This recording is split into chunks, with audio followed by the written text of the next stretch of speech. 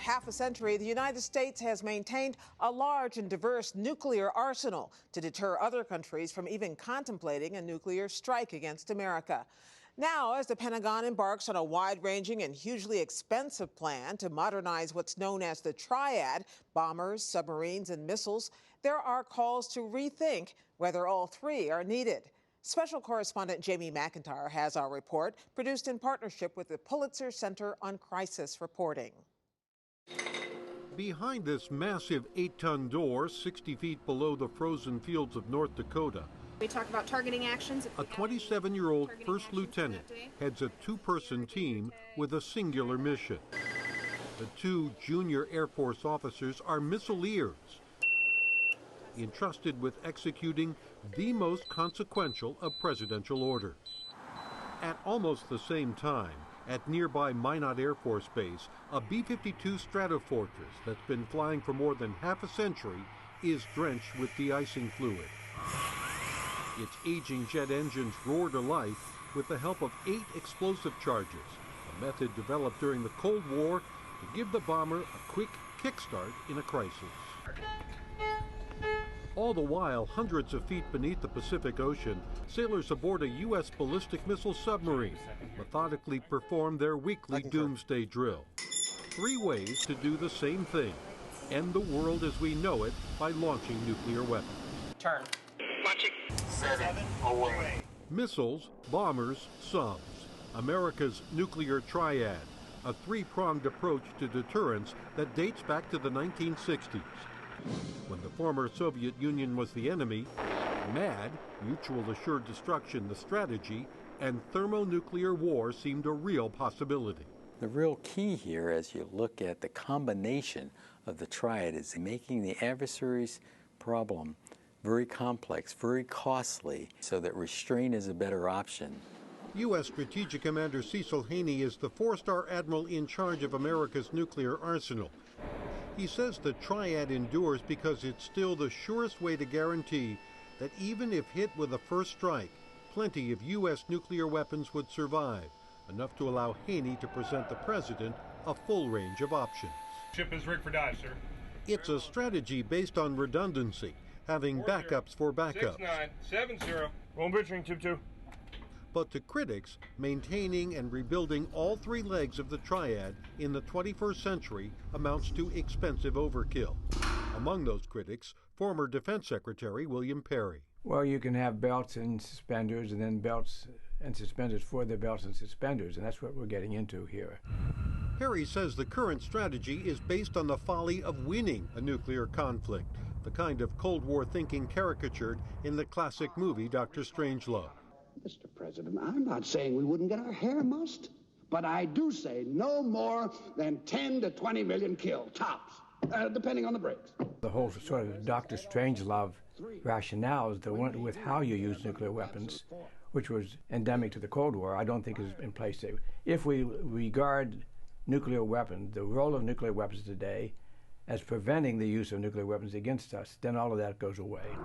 The United States is at the point where, to maintain the safety and reliability of its aging nuclear arsenal, largely designed in the 1950s and 60s, almost everything needs an upgrade. There are plans for new submarines and stealth bombers, along with upgraded bombs and missiles to go with them. 28, launcher closure door open. Add in the possibility of next-generation land-based intercontinental ballistic missiles, ICBMs, and the price tag comes to an eye-popping $1 trillion over 30 years. Despite the substantial cost, trimming the triad is not an issue that's gotten any serious examination on the presidential campaign trail. It did come up once in last December's GOP debate. Of the 3 legs of the triad, though, do you have a priority? Because I want to go to Senator Rubio after that. I think to me, nuclear is just the power, the devastation is very important to me. If Donald Trump had an understanding of the triad, he gave no hint, and it fell to Marco Rubio to fill in the gap. The triad is our ability of the United States to conduct nuclear attacks using airplanes, using missiles launched from silos or from the ground, and also from our nuclear subs. Each leg of the triad has its advantages. Submarines are stealthy, virtually undetectable, and therefore nearly invulnerable. Bombers are slow enough to be recalled at the last minute, Item 129, first stage ignition to missile. It's the third leg, the intercontinental ballistic missiles on hair-trigger alert that are under the microscope. We're flying over the missile field that essentially surrounds Minot Air Force Base. 150 ICBMs buried in silos underground, spread across 8,500 square miles of North Dakota. It's just one of 3 missile fields that cover 5 states: Montana, Wyoming, Nebraska, Colorado, and North Dakota. 450 ICBMs altogether. Were it not for the security fence, this silo would be barely visible in the snow. But the locals know where it is, and so do America's enemies. Incoming emergency action message. I agree. Having so many missiles in fixed, known locations makes them a tempting target if an adversary were to contemplate a first strike, which in turn, critics argue, creates pressure to launch right away at the first sign of attack. Among those critics, no less than former U.S. Strategic Commander General James Cartwright. You've automatically forced the president, in our case, to make a decision to use his weapons or lose them. That doesn't make a lot of sense. Use or lose does not contribute to deterrence.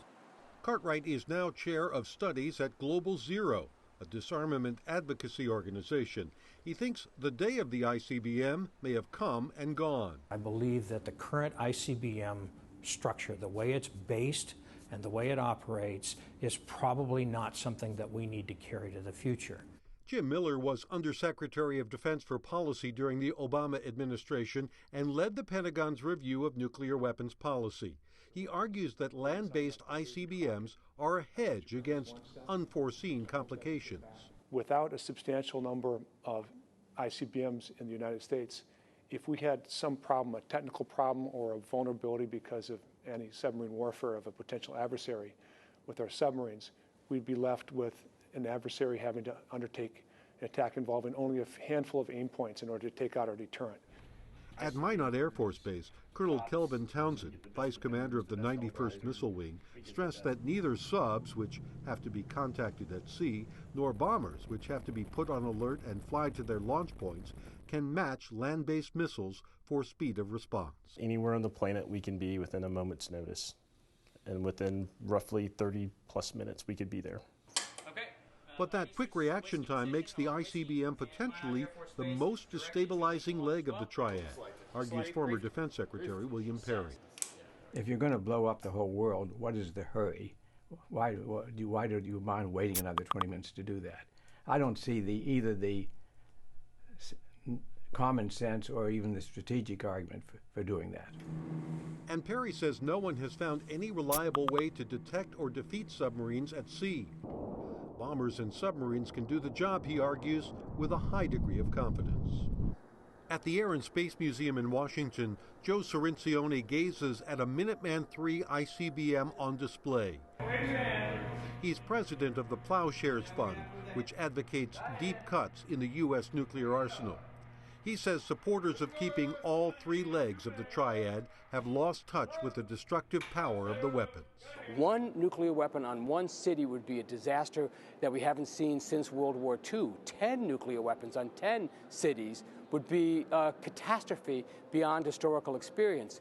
And hundreds of weapons on hundreds of cities could end human history altogether. Why do you need 5,000? For now, the debate over the Triad is purely academic. The latest Pentagon budget funds plans to begin rebuilding all 3 legs, and no one in Congress is mounting any serious opposition. For the PBS NewsHour, I'm Jamie McIntyre.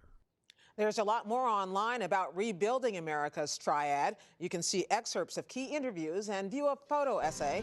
All that at pbs.org/newshour.